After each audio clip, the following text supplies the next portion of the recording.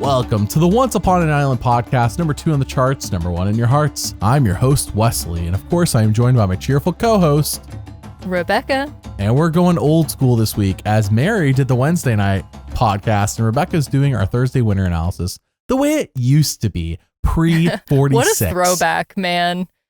Back to like, what was that, 3 years ago? Back in the day. Doesn't it feel that way? It's been about a year and a half. It's been maybe almost 2 years, but no. Has it been that recent? I think it is number of seasons that makes it feel like longer. Cause it's been like what, 4 or 5 seasons since then. So because Mary and I started fostering children in the beginning of 2024. And that's when you guys swapped for sake of scheduling. And so it's been almost 2 years now, almost 2 years. All right, well, Rebekah and I are going to go through every player alphabetically. The chart in the top right-hand corner is the confessional count showing you how many times people talked to the camera, and our rankings will be down in the description. Now, Rebekah, you watched last night's episode, and Madison, Mary, and I we were in the group chat knowing that you weren't going to see the episode as we were talking about it. So we thought we played our hand perfectly, everybody. We were in the group chat talking about the episode normally up until Nate got voted off, and we all pretended Rizgod got voted off. And Rebekah, did you fall for this? I fell for it for a few minutes because I did read that, you were very upset that Rizgod, did the fake idol play according to your notes. And No. Okay. He really did. He was like, I'm going to play the idol. I'm like, I said, that's a fake idol play because he wasn't going to do it. I knew he wasn't. The way you phrased it, I was like, did he play something that wasn't an idol, like a fake idol play? I gotcha. But then I thought about it and I was like, no, that's insane. But anyway, I did fall for it for a couple seconds, but then I immediately Googled the confessional count for this episode because I was getting ready to take notes on it. So I think you got me for about 5 minutes. So it was a good prank. I appreciated that. An hour and a hal's worth of work for 5 minutes. For 5 minutes. Hey, it's just like making a video. Or these podcasts where we record for 20 plus hours just to put out an hour to an hour and a half long podcast. So what'd you think about last night's episode for real though? The merge episode for real. I liked it. There were a few things. Number one, I love that we didn't do a mergatory. I loved that there were so many people up to be voted for in this episode. Obviously, we had a couple idols floating around and different things, but I'm a big fan of not doing the mergatory. And so as soon as Jeff said, at the challenge, he was like, yeah, you're all merged, you're all on the jury or whatever he said, very excited about that. Also very, I had forgotten that there were a few people who hadn't even been to tribal yet. So, this stage of the game is when we kind of get to see where the alliances truly are.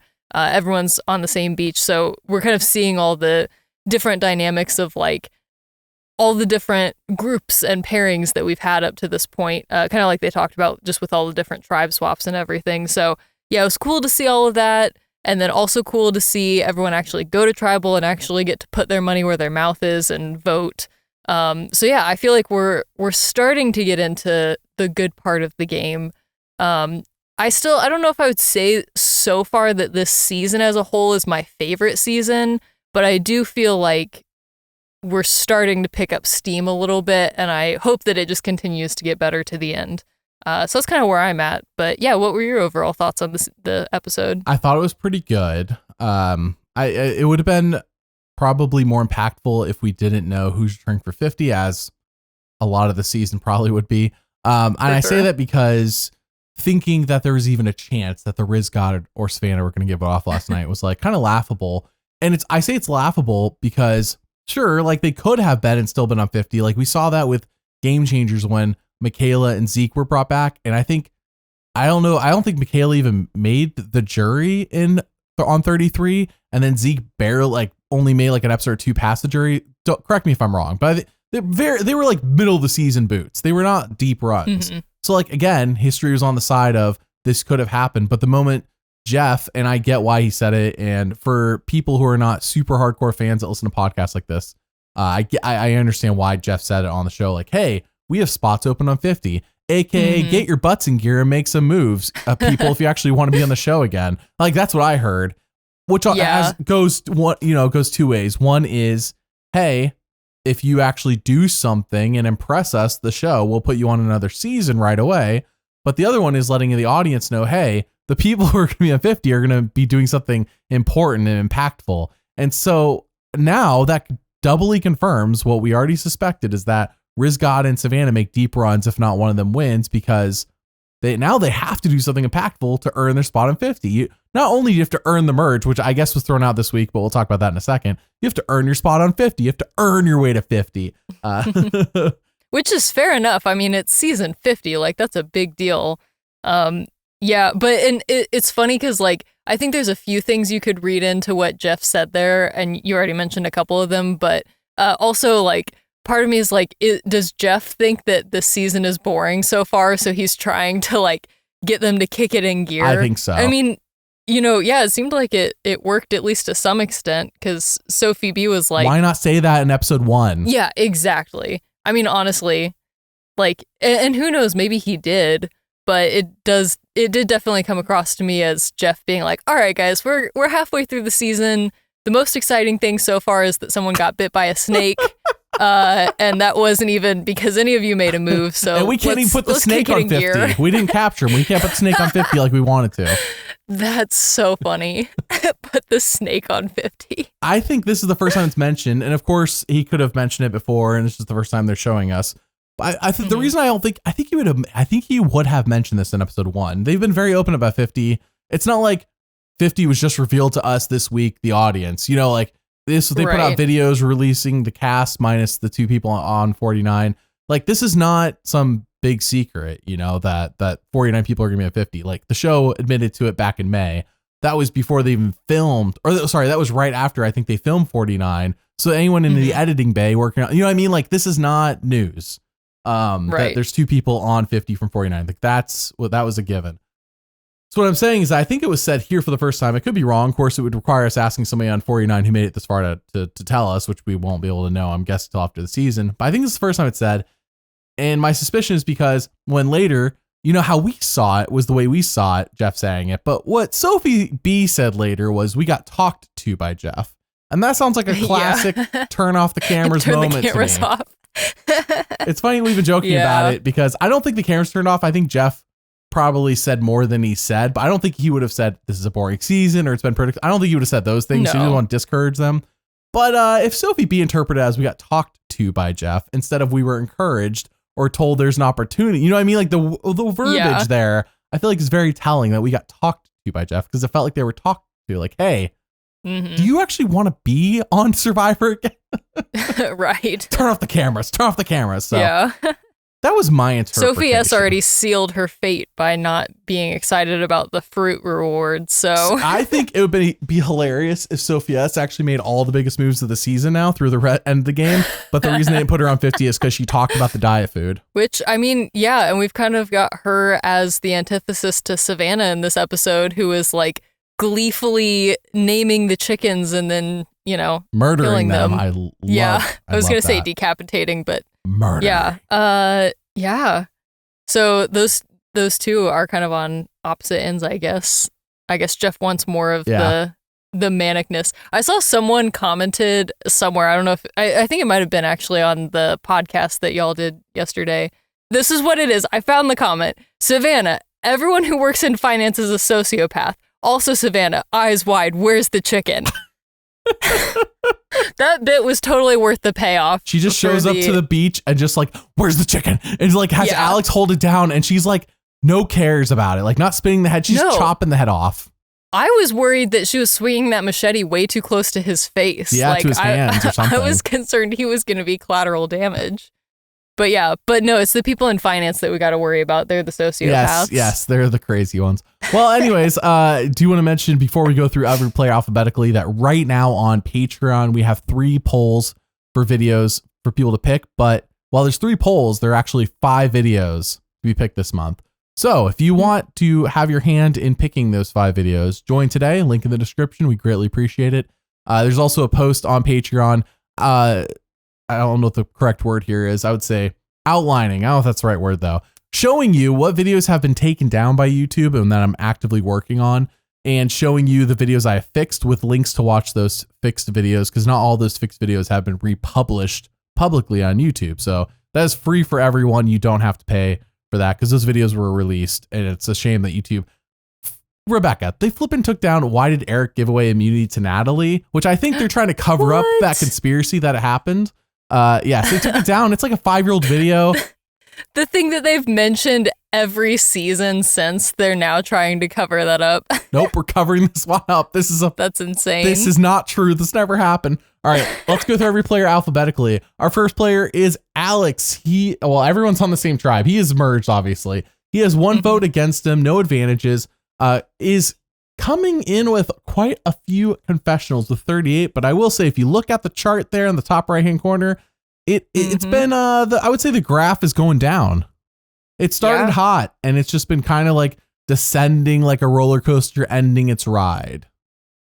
That's kind of my thing with Alex, is that I feel like he got so much attention early in the season because he kept going to tribal, and then now that he's not on.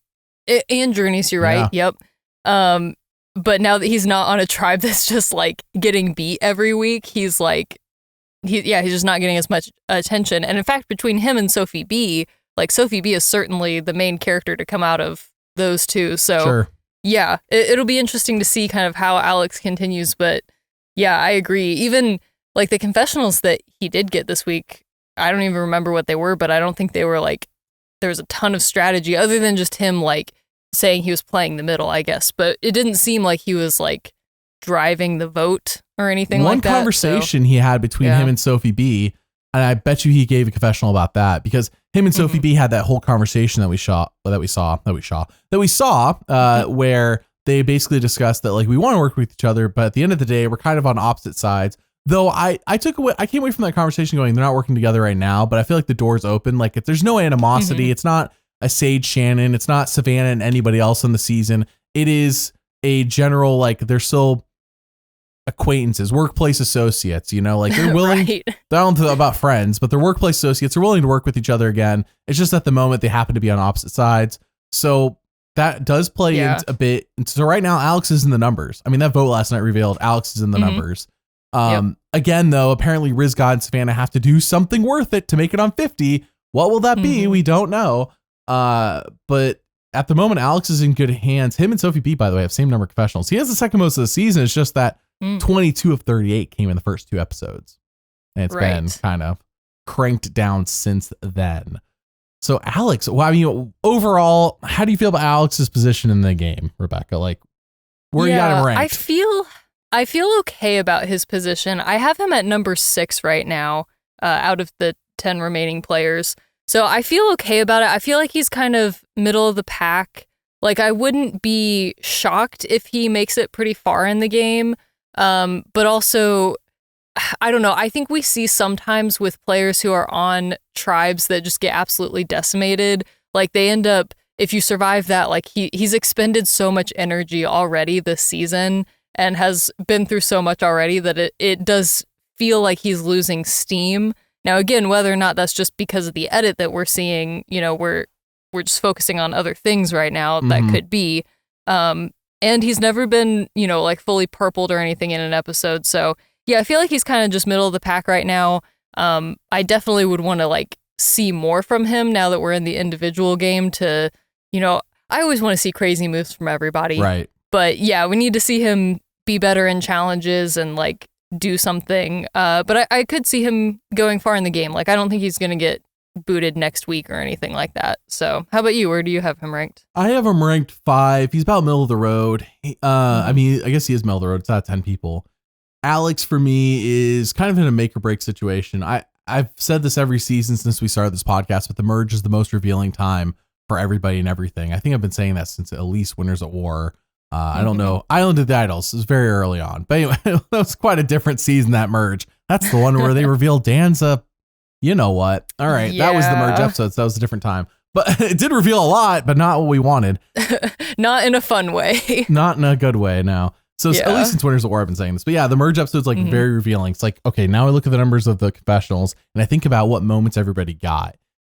And it's like, look at those numbers. Like, it's pretty consistent. Like, the worst is 2 confessionals for like Alex and Rizgod. But I don't know. Like, Rizgod, I still think is super important. I mean, obviously he has to be. He's on 50. And Alex has the same number as him, in this episode. So at the end of the day, like, nothing here was like tanking anybody. But at the same time, you're right. It's like, what did Alex really get this episode that revealed to us more about him that we didn't know in the prior episodes? Like, I feel like I learned more about other people this episode, but I didn't learn that much, if anything, about Alex, except that the thing that we kind of assumed last week, which is that him and Sophie B are probably going to be on different sides of the merge, because they kind of flirted with the idea of being the middle votes. And Alex like, I'm being a double Asian, but like, okay, like not really, because I don't think Savannah or Rizgod believe that you're on their side. So anyways, Alex, for you number 5, for you number 6, anything else on him? No, I don't think so. I think that pretty much covers it. All right, let's move on to Jawan. Jawan has 26 confessionals, has 1 vote against him, no advantages or anything like that.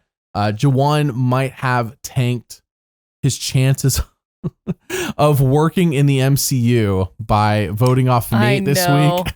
Jawan, R.I.P. to his editing career. A video editor in LA votes off. He doesn't even know it. Nate's a hotshot. Somebody messaged me on Instagram with a video. Like it's one of those videos where it's like you wouldn't know you're not going to find it by looking up Nate Survivor, but it was a video showing just how big of a shot that Nate is in the MCU, or at least was. I think he's like a former VP, or I forgot what it was. Anyways, point being is that Nate he has a lot of connections still. If he's not currently in the MCU, he has a ton of connections.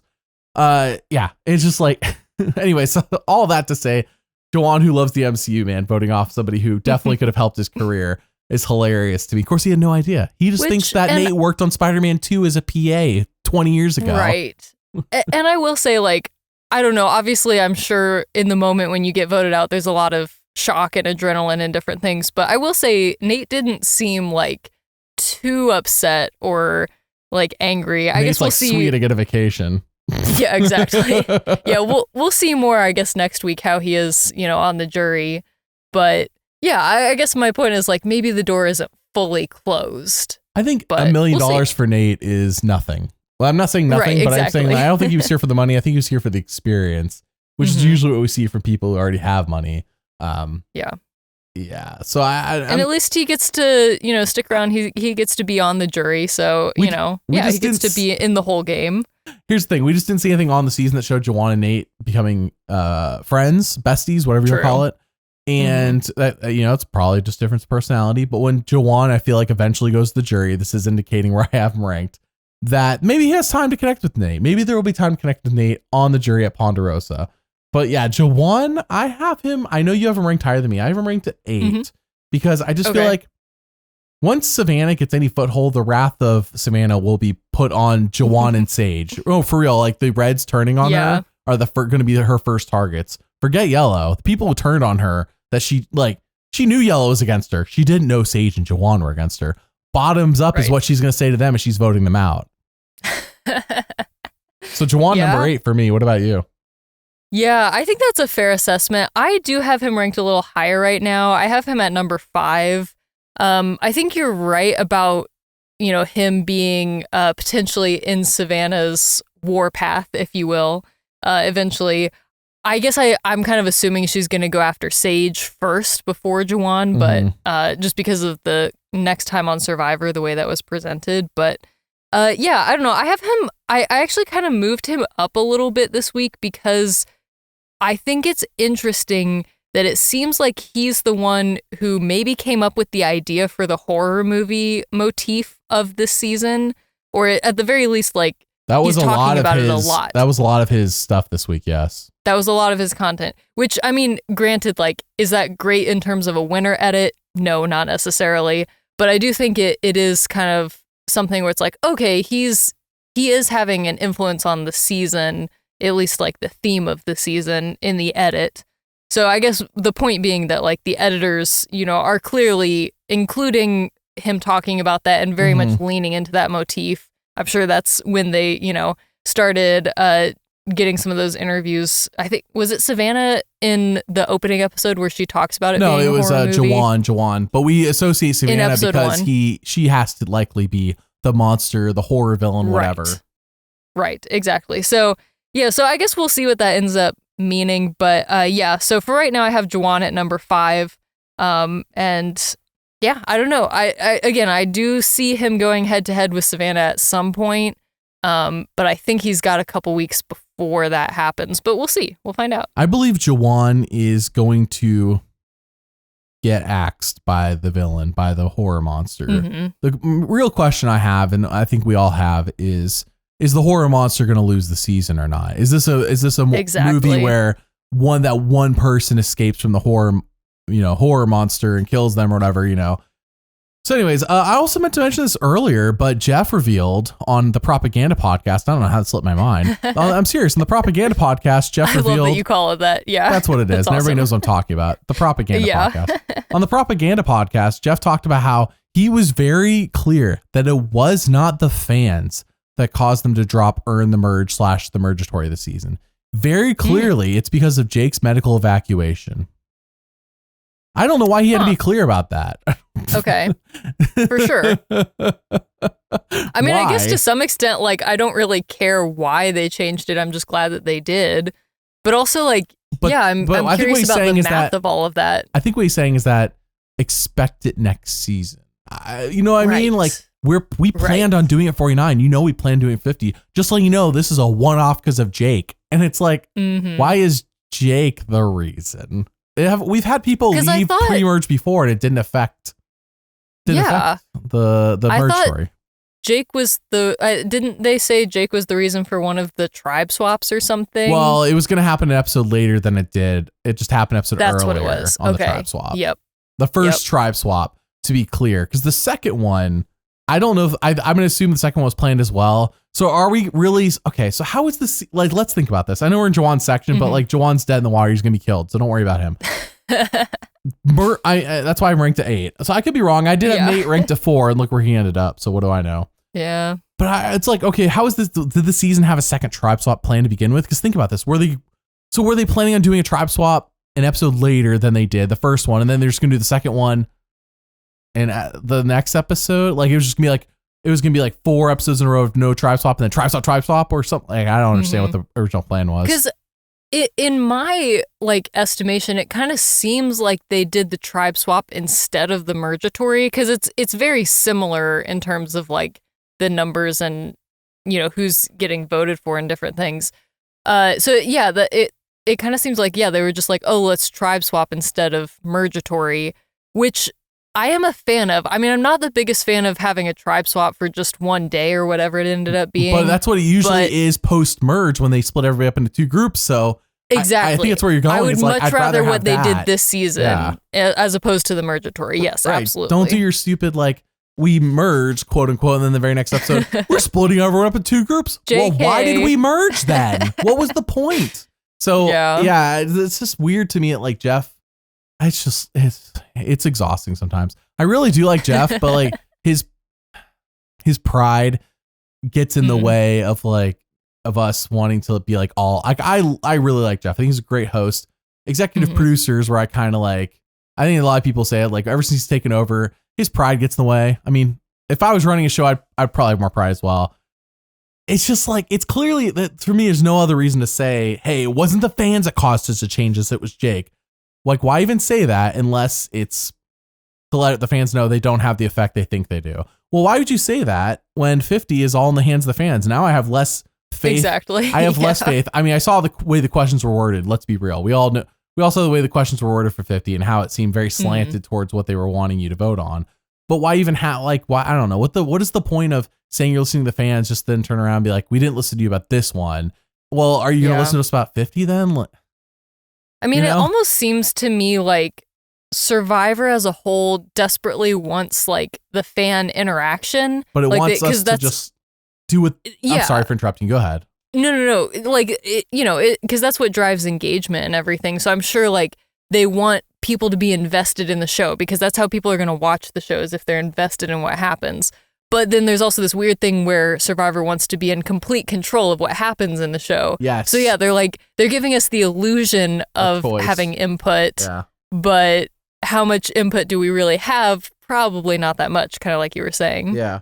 I mean, if you look back at the second chance voting in Cambodia, and you look at how the cast ended up, we had a choice, right? But our choices were pretty limited. It wasn't like every single person that wanted to have a second chance and was available could be voted on. It was a limited selection of people. And while it was a fun thing because we got who we wanted, at the end of the day, I bet you 90% of the cast would have been chosen by the show itself for this season.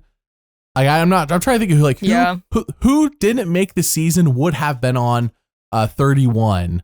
And it's like, well, we can look at Game Changers. I guess Troyzan, because Troyzan was on Game Changers as a makeup for missing 31. But, it's like at the end of the day, I bet you like 90% of this cast would have been. Brad probably would have been on second chances. Culpepper, but he didn't get picked. Instead, like Savage got picked. I bet you they would have picked him. But like, I bet you 90% of the cast is the same. So it's kind of like we're saying, like the illusion of choice. Like they want the input. They like the input.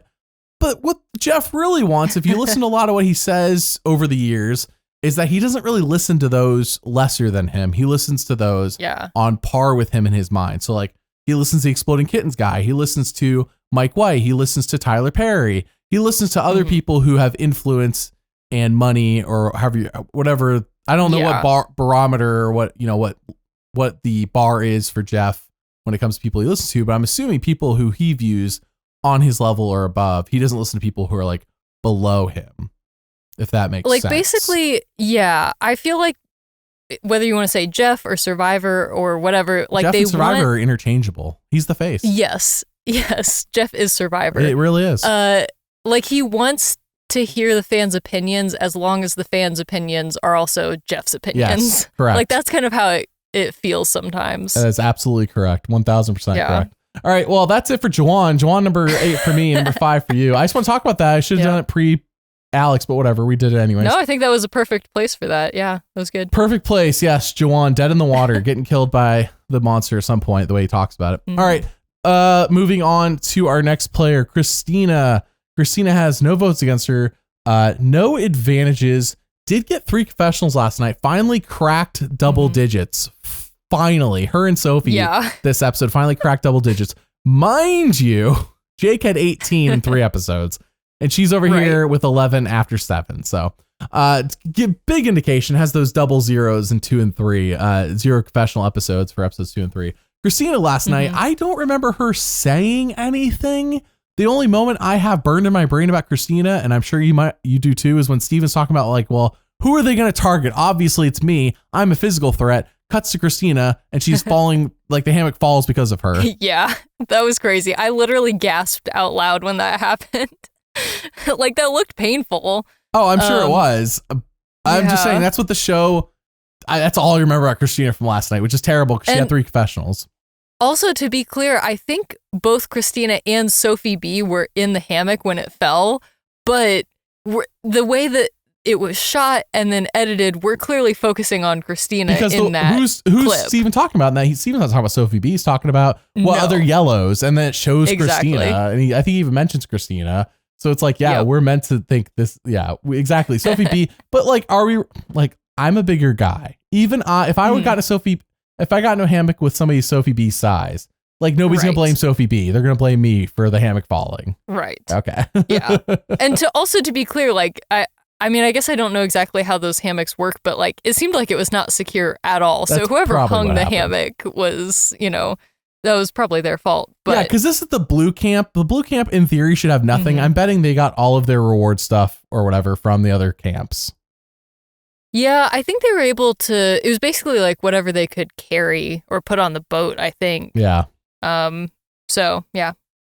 All right. Had some stuff at least. Well, Kristina for me is dead in the water. I have her last. Even though she's on the right side of the numbers, if anybody on the right side of the numbers is going to win, if it's Kristina, holy cow, have they done her dirty this season? Like, wild to do that. Same for me. I have her ranked at number 10. I mean, she has been purpled in a couple of episodes. And also something else that stood out to me in last night's episode was that, we had seen previously her and Shannon really connecting over like their faith in different things. And when they Shannon definitely has faith in different things. I agree with this. Yes. But when they all get to the merged beach and everyone's there and realizing that Shannon's gone, we never heard anything from Kristina. I mean, I don't think we heard anything from many people about, Shannon. I guess we did from Savannah a little bit.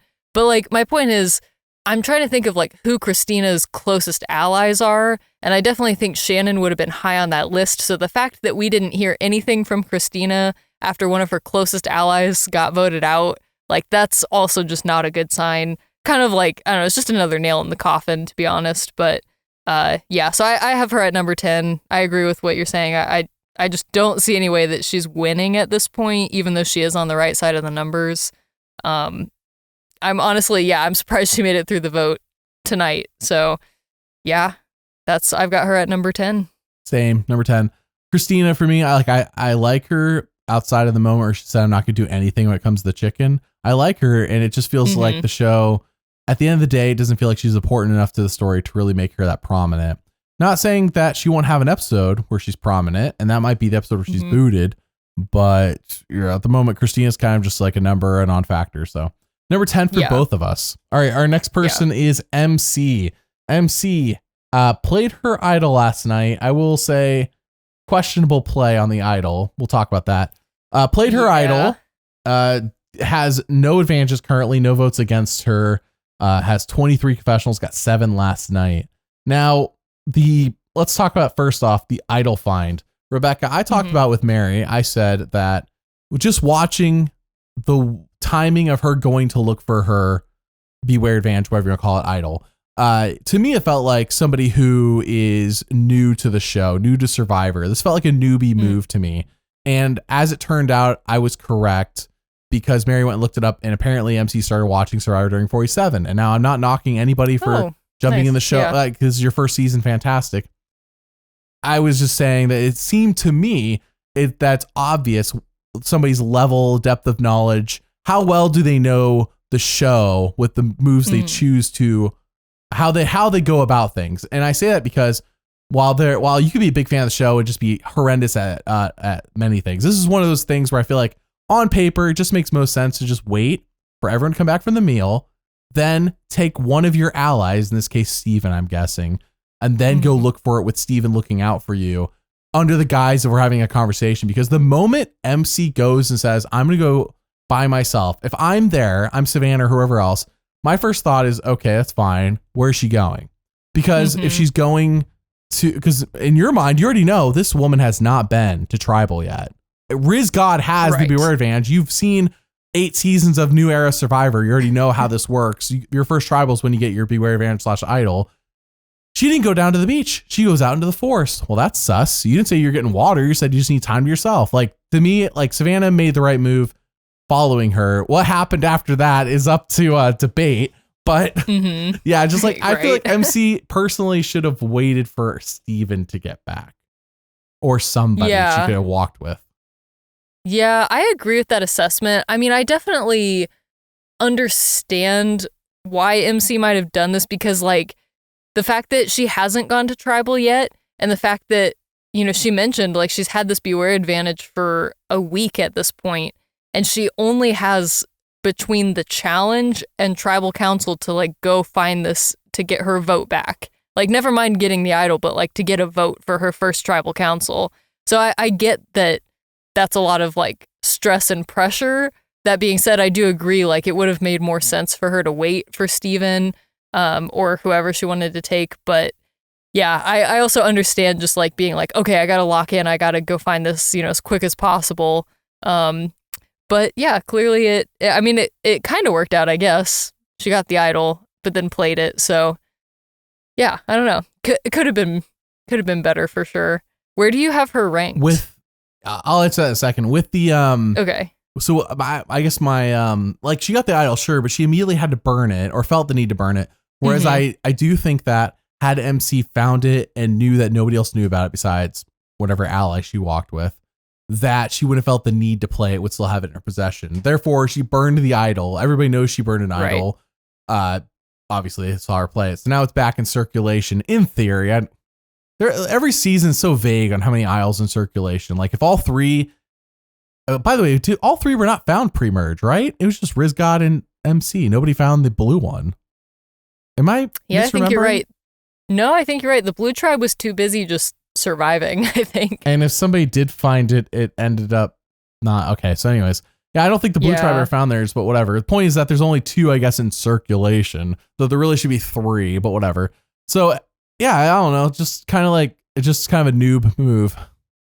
That's very millennial of me to say, but it's a noob move. I have MC ranked at number 6. She has kind of creeped down the rankings for me. She's going to hold steady here for a moment because she is in the numbers, but it's unfortunate that Jeff had a talk last night about if you're on 50, it's because you did something. Well, we all knew that in the back of our heads, but when he confirms it, it's like, all right, well, in that case, Rizgod and Savannah have to upset what has happened, which I am looking forward to seeing what they're going to do. So the surprise is gone. So I'm looking forward to it. Kind of like when you rewatch a season, you know, oh yeah, this is a good season. You know, you rewatch Kagayan, you already know what happened, but it's a good season. So regardless, but the surprise isn't there. Well, the surprise isn't going to be here either, unfortunately. So it's kind of like waiting for, all right, what are you going to do? Right. Yeah. Just kind of sitting back and be like, all right, impress me. Impress me. Yeah, exactly. The surprise is gone. Imagine watching 46 knowing all that Q is going to do, or that Q is going to like, you know, it would have ruined that that first watch. So do you have anything else on MC? Just that I have her ranked pretty similarly to you. I have her at number 7. So yeah, we're kind of in the same ballpark with her, but yeah, I think that pretty much covers it. All right, let's move on to the Rizgod. Rizgod has an idol in his possession that everybody and their mother knows about. He has 30 confessionals. 2 of those came last night in the episode 7 merge. And he also has a vote against him. So Rizgod is apparently what we saw last night. Everybody knows him and Savannah are super close because it wasn't Sophie S who came back to camp and she's like, oh, there's Rizgod. He doesn't even say hi to me. He just goes talk to Savannah and like whispers. And like, that's the target him and Savannah put on their back, which is bad gameplay. If people are already saying, oh, about you, and they just got on a tribe with you, that's not good. No, it's not. No bueno. Yeah, I feel like as much as I like Rizgod and just, you know, he's a very entertaining character, I think, to watch on TV, but there have been a few things that he's misplayed. I mean, we could even start with like when he found the idol, he was so not subtle about it that now it's obviously snowballed into everybody knowing about it, which, yeah, he could have just handled that, I think, a lot better. And then, like you're saying, just being so obvious with how close he is with Savannah and all of that. So, yeah, I mean, I think obviously Rizgod is an important character for this season, so that is definitely helping him in my rankings. But the more that I'm seeing him play, the more I'm like, I don't really think that he has a shot at winning, but I do think he's going to make it towards the end. Well, the fact that he's on the tribe he's on at 50 is what's really the most darning evidence for him, because the fact of the matter is that Savannah is in an equally bad position from what we've seen in this season too, based on what everyone's saying about her and her crazy eyes and everything else. You know, the way she treated MC in that moment, which we'll talk about when we talk about Savannah.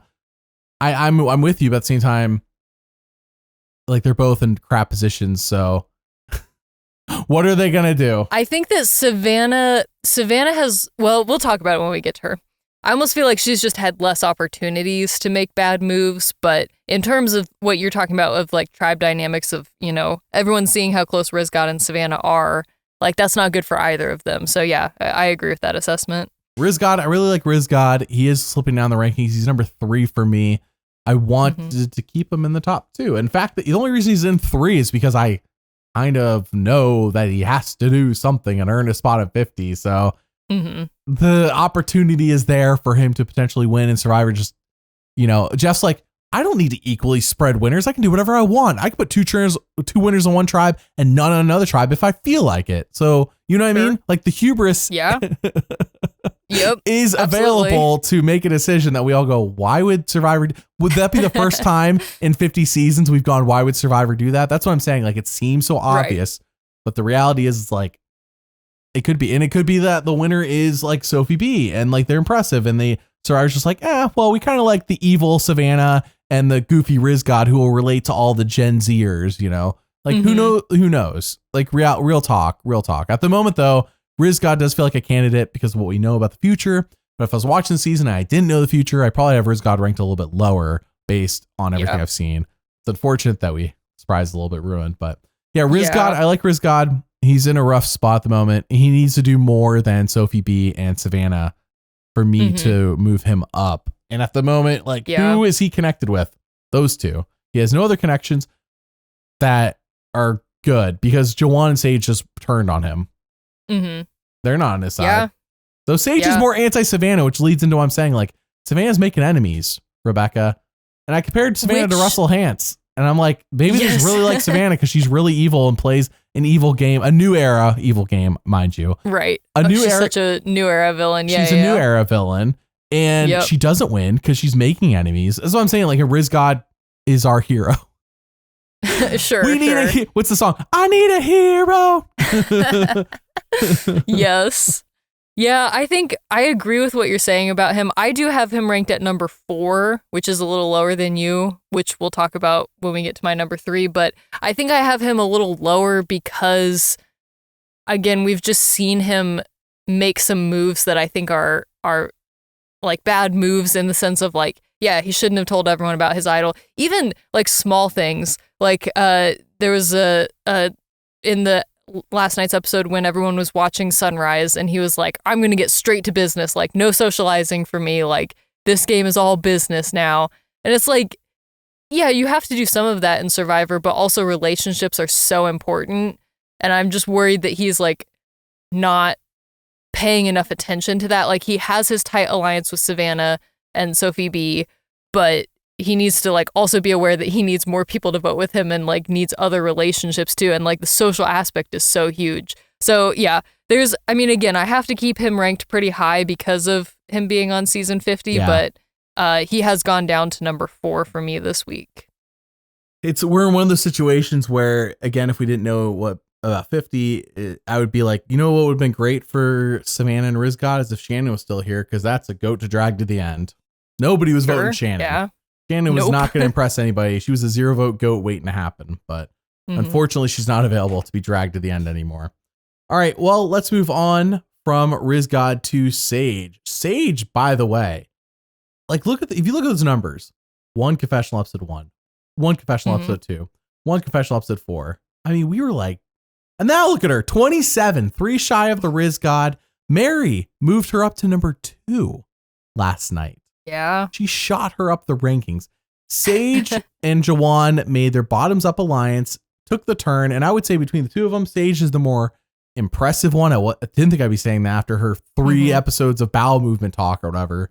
Right. Yeah. But here she is pulling a Genevieve, like having a very soft open with the first few episodes and now coming into her own, being a major character, making moves. Holy cow. Is Sage the leader of the alliance against Savannah? I think so. Sage doesn't have any advantages, and I don't think she has any votes against her. No, Sage doesn't have any votes against her. No advantages, no votes against her, but I think she has the other alliance, and I think they're on her side. Yeah.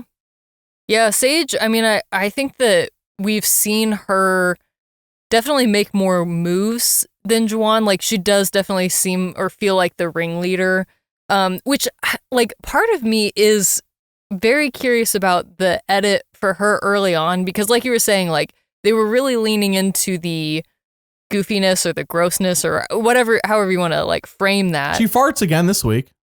Yeah, which, yes. And like to some extent, I get that that's just part of her personality. That's part of who she is. So like, I'm not saying they should have edited that out, but they leaned into that so heavily in the early episodes that part of me is kind of like, is that really a winner edit? Like, is that how we're going to present our winner to the viewers, like, immediately?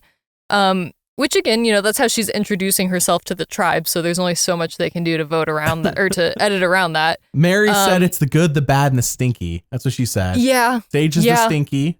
Sophi B's the good. Can you guess who the bad is? Would that be Savannah? I genuinely forgot, but I'm going to guess Savannah as well. Okay, sure. Yes. It could also be Jawan, I guess, depending on whose side you're on. I think it was Savannah, if I remember what Mary said. That would make more sense, I think. Yeah.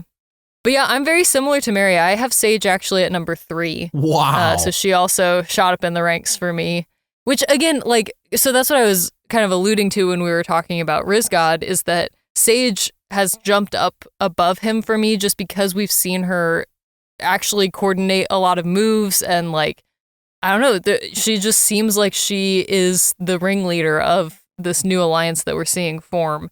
Her hatred of Shannon on that tribe swap motivated her to play the game hard. Yes. Because once they tribe swapped, she's like, Shannon's being fake. All of a sudden, Sage takes off. She's like, nope, I'm playing the game now. Yep. Out of spite. Which also, by the way, that's another thing I wanted to point out with Sage is that in last night's episode, because that was her whole thing with Shannon, was Shannon's so fake. I hate how fake she is. It's super annoying, blah, blah, blah. But then last night, when everyone comes to their beach, Sage is like, all right, here's my strategy. I'm going to be really fake.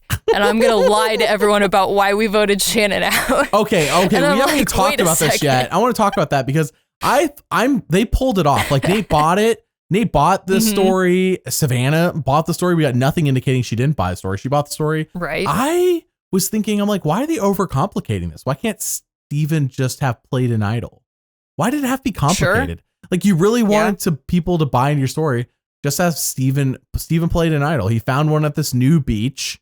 He got an idol and it was good. And he played it. Like it's not that complicated. They complicated it and it worked. Good for them because they had the social knowledge and social aware how to convince them that Shannon went crazy. And they're like, oh yeah, that makes sense for Shannon. Yeah. that checks out. Yeah, for sure. That checks out. It was Shannon. Yeah. But had it not been Shannon, I don't know if this lie would have worked. So it'd been better just to say that Steven played an idol. And Steven would have backed this up, you know?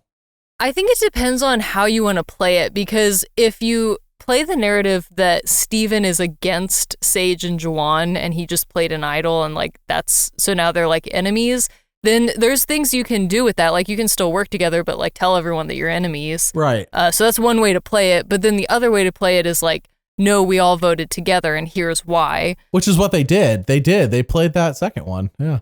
And they, like you said, they did it. They executed it well. I did think it was super awkward that they were all like sitting up by the shelter and like when everyone got to the beach after the merge and they're like, oh, I guess should we go down to the beach? Like they sat there for so long, it looked like. They kept debating. They're like, oh, we got to get our story straight. You got your story straight. Like, bruh. Yeah.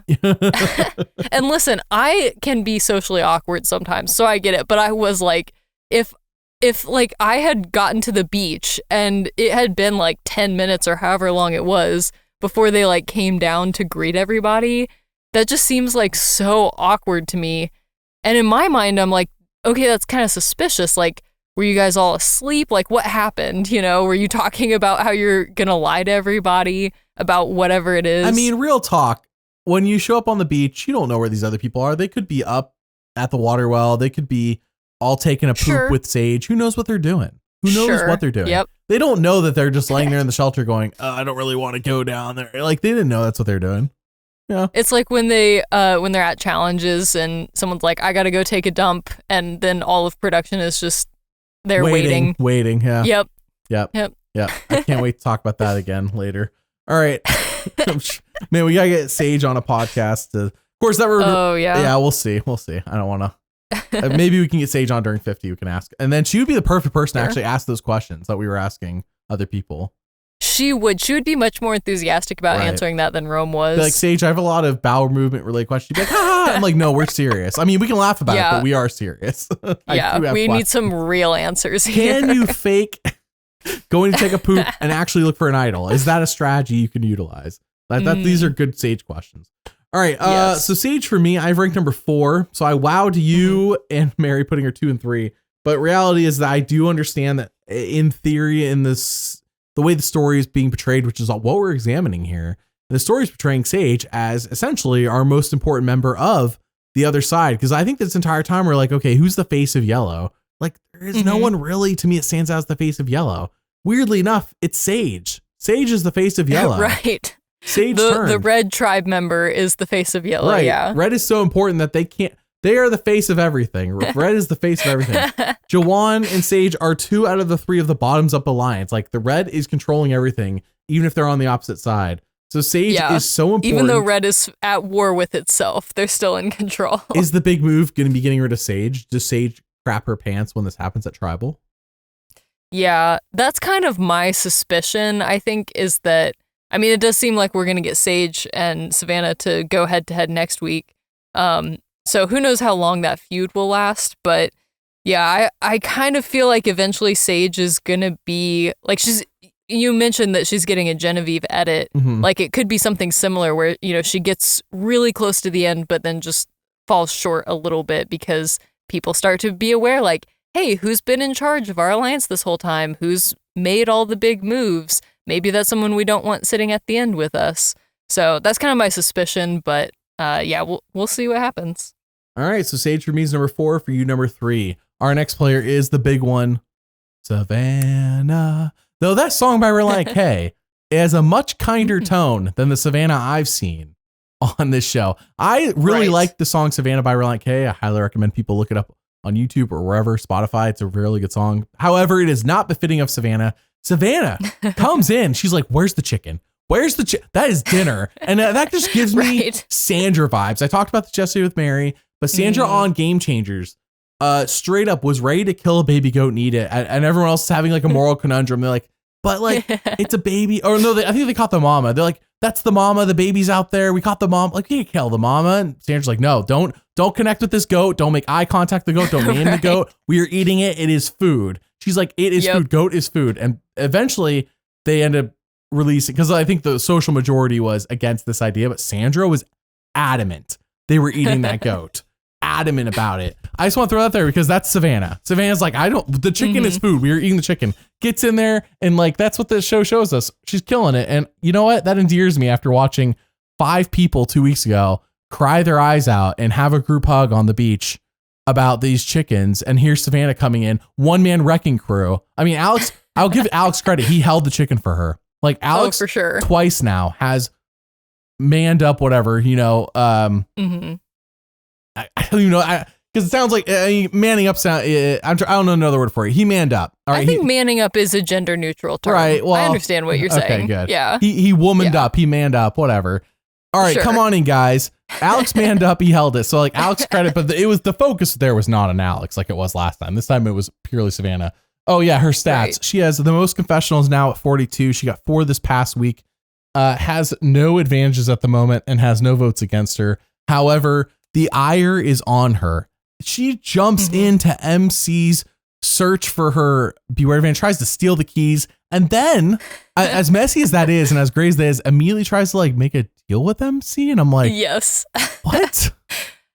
Okay, I have so much to talk about with this scene because it was so messy and just so chaotic, and I mean, I love mess and chaos as a viewer. In terms of strategy, maybe not the best for Savannah, because I do think, like you were saying, she dives for the keys as soon as she sees them, which obviously MC, beats her to them.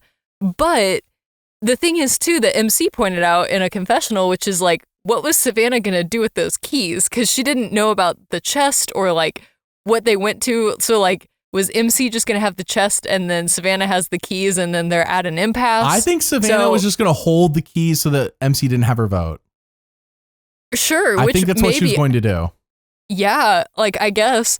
But, and then like you said, she's like, okay, immediately let's start talking strategy. The thing that I was wanting to like talk about specifically with this scene was when she's talking to MC and she's talking about like, okay, here's the strategy. Like, I want to work with you. Here's the numbers, like blah, blah, blah.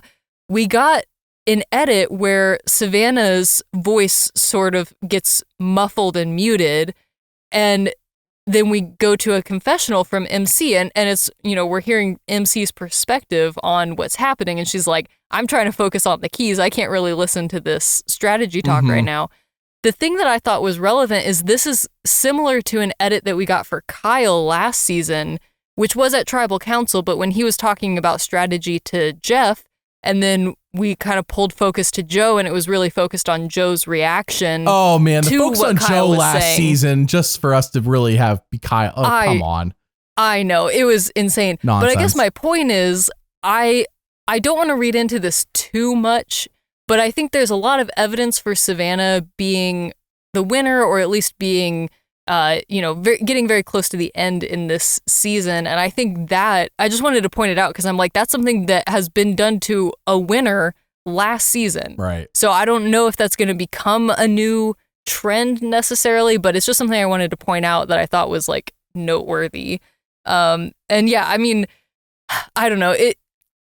This would be something that I would say is kind of a misstep for Savannah strategically, just in the sense that I think she's like playing a little too hard in this moment with trying to just wrestle the keys and then immediately be like, oh, well, now let's be friends when she loses, you know? Because it would be one thing if she got the keys and then she was like, actually, you know what? I want to work with you. Mm-hmm. Here's the keys. Let's be allies. That's one strategy. And I think that's fine, potentially. But yeah. So here's the thing with Savannah. We're 7 episodes in. Who is she friends with? Rizgod. Sophi B. That's it. Nate's on the jury. Nate's the jury. So Nate is a vote for Savannah potentially. If Nate doesn't want to vote for another red. I'm guessing. I don't think there's anyone else Nate would vote for besides a red at the moment. Alex, let's say Alex goes to the jury. Is Alex going for Savannah? At the moment, he's never even lived with Savannah until this episode. I don't know. Jawan is turning on Savannah. What does that say? Kristina doesn't really know Savannah. Wasn't on a tribe with Savannah. MC, I'm going to guess at the moment does not feel like voting for Savannah to win. Rizgod probably votes for Savannah to win. I don't know who she's saying next to. I'm just saying, what are the odds this person votes? Sage at the moment feels like she really doesn't like Savannah. That's 2 people that don't really like her. Sophi B probably votes for Savannah. I'm going to guess she would vote for Savannah over Alex, which is the only other person at the moment I could see her voting for. Steven, does Steven vote for Savannah? Again, has not lived with Savannah. I have no idea. And same with Sophie S. Sophie S, the same boat where it's like she hasn't lived with Savannah. And it's like, I don't, but it's like, okay, so we have a lot of like unknowns. We have 2 people who already adamantly would not vote for her. And I think 2 people who adamantly would, and I say adamantly would in Rizgod and Nate. Because Sophi B, I'm up in the air on at the moment, considering her origin story. And it's kind of like, okay, so Savannah is making enemies, and currently her only allies are 2 other people. So again, she has to make some impressive moves, but like Russell Hantz made impressive moves and did not convince the jury to vote for him. That's the most notorious example, but there are other examples of people who made impressive moves and ultimately just didn't win over the jury. Yeah. And I think that's helpful the way you laid that out there in terms of like who's voting for her, because I think right now Savannah's in an interesting position where in terms of like, as we're analyzing this, we know she's on season 50. It's interesting the way that the tribes are laid out on season 50, where she's on a tribe that doesn't have a winner. So that kind of makes me think like, okay, she might be the winner. But then also, you know, obviously in last night's episode, we had Jeff saying like, hey, you got to make big moves. And we're seeing like you're laying out that Savannah has a lot of enemies, or at least a lot of not friends so far in this season. So she's kind of in this weird position where, yeah, she needs to make some big moves. She needs to do something that's going to like, I don't know. Yeah, just be a big move and like, I don't know, I guess be good TV. But, you know, she has to do something that is going to get her on 50. But at the same time, like, how do you make a big move in Survivor without like making a bunch of enemies? Like that's kind of a hard thing to do. The balance, yeah. So yeah, so she needs to like somehow make a big move that's going to get a lot of people to really like her. So yeah, we'll see. Maybe there's another monster or another villain that's going to be set up at some point that everyone's like, oh, I'm so annoyed with this person because they're doing this, and then Savannah's the one who takes them out. Like, that could be something. That or Savannah just sits next to 2 people who are just not respected, are bigger villains, or just have nothing to their name. Like, that's the only way at the moment, because at the moment through 7 episodes, because yeah, Savannah, I mean, so many times we've seen winners who Jeff is not impressed by. Pre-Winners at War, by the way, Jeff was not thinking they were going to do Winners at War. I think the show I think the network pushed him into it. Real talk based on everything I've seen. Not saying that is what happened. I'm saying it definitely seems like a possibility. I think the show kind of pushed him into it. They're like, hey, 40, why don't we do all winners? He's like, well, I don't know if we have enough winners that we like. That's like what he said. Right. He wasn't sure they had enough. And namely, it was women winners at the time, female winners. That's like, through all the BTS I watched and saw, it sounded like Jeff didn't think there were enough winners. And then enough people said yes. And I guess they were able to cobble together a cast that they found acceptable enough. But for example, Sophie Clark was not a loved winner from South Pacific. She wasn't. She was on Winners at War. That's what I mean. Like, there were players that Jeff did not really care for. And what I'm saying is that the winner is not necessarily always the most impressive to us or the show. Sure. Yeah. Like it's not guaranteed that one of these 2 is the winner. It's just not guaranteed that one of the two are the winners. It's just we suspect it, but at the same time, the show could have had 2 winners and just decided that we like them. They play the most, like they're going to be the most fun next season. Shoot, it doesn't have to be a winner.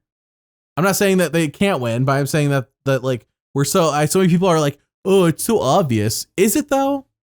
Yeah, it might not obvious? Be. Yeah. It seems obvious. And what they should have done for Winners at War is they should have had Sandra on there twice. And also Parvati. They should have looked into the future. Yeah, they should have looked into the future and realized that Parvati was going to win. Oh, hey, that's half a win, remember? Twice. Half a win. Well, they could have had her on 1.5 times, I guess. Parvati gets voted off. They're like, no, you get half of you can come back. Half of a vote? You get half a vote. That's how it would work, because they can't cut her in half. She gets half a vote for the rest of the season until she's voted off the second time. All right. Anyway, so yeah, Savannah is just, I understand everybody and their mother thinks it's so obvious, and I'm not saying she doesn't win, but I'm saying that there's so many breadcrumbs of if she doesn't win, it's going to be a Joe situation where it's like, we all thought it was so obvious. The majority of us, the poll going into the finale that I put out for the players, Joe was leading over Kyle. It was like a 2-1 lead. Every 2 votes Joe got, Kyle got 1.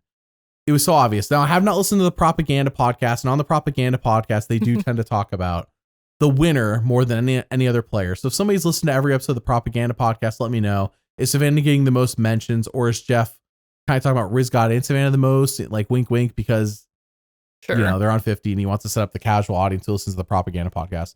I don't know. I just don't want to it's not an open and shut case.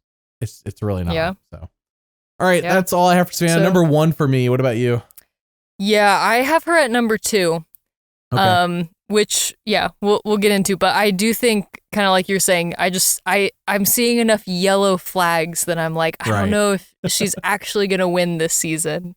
So there is enough for me to have doubt, and I need to not ignore those. They were there for Joe, and I ignored them. Yep. They were there for Jesse too, in retrospect, going back and watching 43, that I ignored them that time too. Yes. But no, I'm trying to be on my best behavior and not ignore them. Now, Savannah's still number 1. I'm just waiting for a week where it's like, okay, she's made too many enemies as the horror monster villain. I can't have her at number 1 anymore. I'm waiting for that to happen. And it's starting to happen this week. 2 people already ticked off at her, basically. Don't like her. Heck, Sophie S was, I thought, what about Sophie? Sophie S was mad that Rizgod and Savannah were talking, whispering. So like, really, she's not on their side either in terms of as a person. It's not like Alex and Sophi B were both like, yeah, like, I don't think they have any animosity toward each other, but like Sophie S, Sage, and MC all have a thing against Savannah at the moment. That's 3. True. Yep. All right, let's move on to Sophi B. Sophi B has 38 confessionals, tied with Alex, though I would argue her edit's been more consistent. She had only 1 episode with 1 confessional. Sophi B has 1 vote against her. She has the knowledge is power. And I got to say, Rebekah, other people can understand it. I'm a little baffled why she didn't steal MC's idol when MC is clearly not on her side and it was a freebie. Yeah, I guess the only... It is interesting because I was surprised by that as well. The only thing that I could understand is if she didn't feel 100% confident that MC had the idol, and also no one knows that she has the knowledge is power, not even her closest allies. Not even herself. Part of me, not even herself, not even Jeff. No one behind the camera knows. Nope.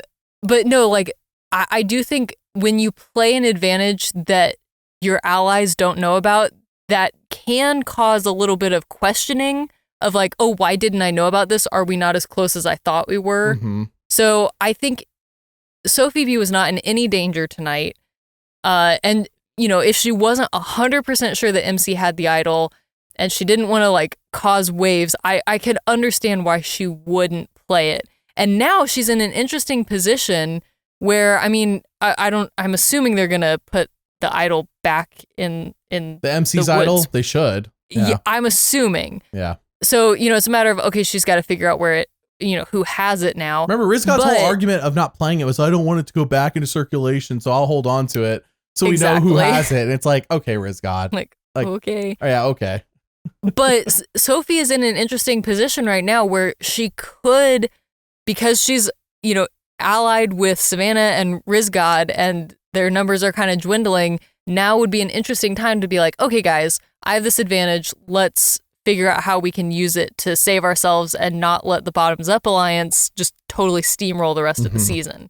So she has more opportunities and like things, potential ways she could use it now. So we'll see what happens. But yeah, I think she could have played it last night. This is a reason though for Savannah to seethe against her. She's like, why did you tell me about this before? We would have used it, Whereas on David versus Goliath, when I remember everybody's like revealing their advantages to each other on the David group, and they were all like happy. They're like, oh, thank goodness, because we were about to get steamrolled if we didn't have all these things. And like Davey revealed, I think he had an idol. I forgot. Like everything was basically laid out, and no one was like mad at each other. While I could see happiness from her having all this power, I could also see seething. Savannah seething out of anger. Well, that's why you got to wait till the next day. And then you're like, guys, look what I just found in the woods like 10 minutes ago. Yeah. That's the way you play that. That's the right move. I agree. That's right hand in hand with waiting for your allies to get back to go look for something and not to do it by yourself being sus. Right. Exactly. We'll see how much Survivor Sophie B's watched, what she reveals, then all just power and how it goes over. Mm-hmm. I am a little concerned though that with Sophie B, we're getting 7 episodes and it's like, remember, she's not on 50, which makes me think, does Sophie B kind of do the classic move somebody does it every season where they just kind of sit on their hands and go super far? Remember Mitch last season? Mitch was going to make a move. Mm-hmm. At some point, he was going to make a move. He was just working on it, okay? He had an idea of the move he was going to make. He had to think about it. Yep. And he hasn't done it yet, but he's working on it still. That's what I mean. Like, somebody's bound to be that gets super far. And that's the thing. You can win off doing that, just being less hateable than the people you're sitting next to. Does she sit next to like Savannah and beat Savannah and then Survivor's like, well, we're not going to encourage this behavior. We're not putting her on 50. We need to encourage behavior we want, which is people like Savannah actually making good TV and causing chaos. Right. Which is what I want as well. If you get thrown on a season full of villains, even new era villains, but you sit next to a couple people that have made a lot of enemies. Yeah, you could get votes for sure. That's all I'm saying. Sophie B, I like the fact that I didn't even hear I could steal from MC, but I'm choosing not to because I'm hoping that's what we get next episode. Like, why did I not hear why she's not like, there's a freebie and of the freebie. Why are we not stealing the freebie? And I understand it puts a target on your back. And I guess maybe they thought they had the numbers. So in theory, it's like, why would I steal it when I thought we had the numbers? Like, why put a target on my back? Well, shoot, if I don't hear next episode, why you're stealing the next thing somebody has, right? Because you're not in the numbers anymore and you know it. That's what I'm thinking. That's what I'm thinking. Like next episode, I better be hearing out of Sophie B's mouth. I am stealing the next idol I know about. That's not Rizgod because she's with Rizgod. Yeah. So I don't know. Anything else to Sophie B? Just that I have her ranked at number 1. I still feel really good about where she is. I think that she obviously is not on the side of the numbers right now, which is obviously a concern. But she's with 2 people who are going to do a lot to make it on 50, according to Jeff. Yes. So. And also the fact that she's so tight with both of them. And the people who are being talked about in the tribe in general right now are Savannah and Rizgod. And everyone's annoyed with those 2. And they're so close. And no one's really talking about Sophie B and how she's also super close with both of them. And she survived the blue tribe. She survived the blue tribe. Right. She's got a great underdog story. She still has connections with Alex, which, like you said, they're not working together at the moment, but it doesn't seem like there's animosity there. Nope. So, I mean, it could, theoretically, she could even flip on Savannah and Rizgod if she wanted to. I don't know. And she could steal Rizgod's idol. I don't know if that's the plan, but. So, I feel like she just has a lot of paths forward at this point. And again, the underdog story is just really good. Like, if you get all the way to the end and you have a story like that, and it doesn't seem like she's made a lot of enemies. So I don't know. I feel really good about the position she's in right now. So I have her at number 1. Number 2 for me. Okay, let's move on to Sophie S, the other Sophie. Or in this case, I guess Sophie. She's Sophie and Sophie B is Soph. That's it. And it's like, why did nobody think to use last names? That's usually so. I guess I was in the military. Or at least like yellow Sophie and blue Sophie. I was in the military for 7 years, and my instinct would have been, what's your guys' last names? Can we go by your last names? Like, I know Sophie B's last name is hard to say. I've looked, it's like Bellardi. I butchered it already, I'm sure, right there. Okay. Oh, by the way, Sophie S has 13 confessionals. She's not going to win. She has 0 confessional episode. Anyways, so the last name, but then Sophie S has Segretti. I think like both of their last names, like, I feel like what are their origins? These last names, out. are these not similar in terms of style? Am I going crazy? I look at them and I'm like, are they both? Yeah. Or even saying Sophie S or Sophie B, I think is fine. Didn't they do that like I forget which season, but like past seasons where there would be like multiple Kellys or something? It was like Purple Kelly and Kelly Bruno or something like that. But that's not what they called her on the show. Well, we don't talk about Bruno, right? So okay, fair enough. Yeah, we don't talk about Bruno. Fair enough. You're welcome. Anyways, my point is that it was baffled by the conversation. Sophie S moving up in the world in terms of her content. Literally half of her confessionals came this past episode. Had that charcuterie, did not complain it was diet food. I'm sure that the show will never show her complain about food again, even if she wants to. But yeah, she says that's your confessional episode. It kind of reminds me of Kristina. It's like, even if you be Kristina, by the way, doesn't ever seem like she's going to be important. Sophie S seems like she's building up to being important enough to be voted off. That's what I'm getting. Which even that being said, I felt like this last night's episode, she got more attention mostly because she won immunity. Like that had a lot to do with it. I felt like Savannah. And she hates Savannah. So I don't know. Like, yes, she does have more content than Kristina. And so, yeah, for those reasons, I do have her ranked obviously higher than Kristina because Kristina's last. But yeah, I just feel like she has zero shot at winning because, I don't know, so much of her content is just about other people, I guess. She wants to be the dominant Sophie. She wants to eliminate the other Sophie, so she's the main Sophie. But these confessional numbers are telling me who the main Sophie is, and it ain't Sophie S. Right. Yeah. Well, Sophie S will be number 9. Same. Hey. All right, let's move on to Steven. Steven is on the Not Savannah Alliance. He has 7 confessionals this past episode, 24 total. To me, feels very middle of the road. If Steven wins, I would be surprised, but I can't take it off the table. Steven's the kind of guy who, like, let's say he beats Savannah at the end, right? Are we asking Steven back for 50? That's the question. You know, Steven wins. Steven wins 49. Jeff's like, well, Steven wasn't interesting enough to be in 50. You see what I mean? That's what I mean. Like, there's Savannah has red flags, or you said yellow flags, red flags of like, here's the breadcrumbs of why she loses. I haven't seen the breadcrumbs of why she wins yet. Throw it out there. Here's the breadcrumbs of why Savannah loses. Now here's Steven, who has been present all the time, is in the numbers, has a good amount of content, doesn't have a secret alliance with like Camilla or anything, nothing to like really hammer home about. Sure. You know what I mean? But at the same time, like Steven's present, he's available. If he wins, should I be shocked? Would I be like kind of bored at the moment, but I wouldn't be shocked. I feel pretty similarly to you, I think, about him. Like, he feels very middle of the pack. Like, he hasn't done anything super explosive, either good or bad. He was the target. He has 4 votes against him. So they did target him because they think here is a threat.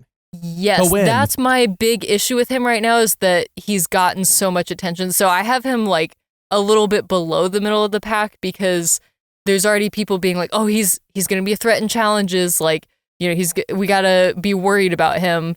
So, yeah, I mean, he hasn't made any big, like, bad moves where it's like, oh, that was a mistake. Where do you have him? Where do you have him ranked? Well, I have him at number 8. That's not middle of the pack. What I'm saying is, like, he would be middle of the pack if it weren't for the fact that he was getting so much attention already, like, immediately after the merge. Right. Because he hasn't done anything wrong in terms of, like, big mistakes or anything like that. But it is just not there like, to let him know what big mistakes he made. He's not there to suggest hide and seek. Right. Yeah. Steven, you hid during hide and seek? That's a big mistake. Yeah. I wonder if he would hide too much or not enough. Yeah. Who knows? Steven found me in hide and seek. It's a big mistake. Now I know he can't be trusted. Huge mistake. Dude, Q's video, I just got done with it. It's on Patreon. It's a banger. Oh, nice. Q is amazing television. Fantastic. I'm glad he's back. He's awesome. I'm so excited to see him play again. I think I'm on the same page with you. I have Steven at 7, and I'm saying that. Okay. It's like, here's the thing. I'm thinking through these people like, all right, if this person won, would Survivor ask them back? That's kind of my question, because just because you were a big character and you're important and big enough to ask back onto 50 doesn't mean you won. If Steven won, should I be like, oh yeah, Steven should have been at 50? And no. I don't. I mean, I think it depends on how the rest of the game goes, obviously, but just like, you know, as with Savannah, as with Rizgod, like, same with Steven. It's okay. make a big move. Like, all right, now you have to do something impressive, and I don't think I've seen much indication from Steven that he's like the type of player to make big moves. But that being said, when it comes to stuff like this, I love being proved wrong. Like he absolutely could. So yeah, I mean, but I think that's what he'd need to do at this point is make some big moves. Steven sits next to Savannah at the end. At the moment, I feel like there's a lot of vote for Steven over Savannah. True. Yep. Factually. I mean, at the moment. Fair enough. Through 7 episodes. So, well, hey, that's everybody. We talked through everybody. And I just want to say, those who listen to the podcast, I appreciate you. Fantastic. Wonderful. If you listen to the podcast, comment below, type monkey butt in the comments, and I'll pick one for a free month of Patreon. That's stick crazy. with that. Type monkey butt in the comment. I'll know what you mean. Sage is in the comments. Sage in the comments. All right. She's like, can I add more poop? Something about butts, huh? Oh, what? Yeah. Comment that if you listen to the end. I appreciate it. Anyways, hey, that's it for this week. Next week, Rebekah and I will be back on the Wednesday podcast with a special guest, and Mary will be back doing winner analysis. Anyways, we appreciate you all, and we'll see y'all next time. Bye.